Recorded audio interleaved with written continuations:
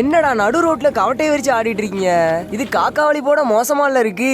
ஏய் நீ வா. சீ போடி, நான் அந்த மாதிரி பையலாம் இல்ல.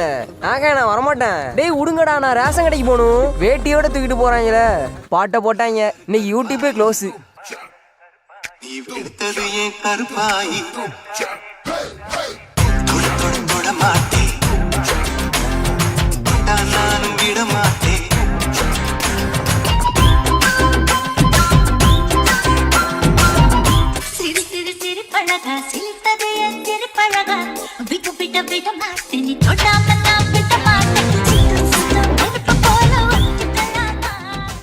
என்னாச்சு சாமி, அவர் வாந்தி எடுத்துட்டு இருக்காரு?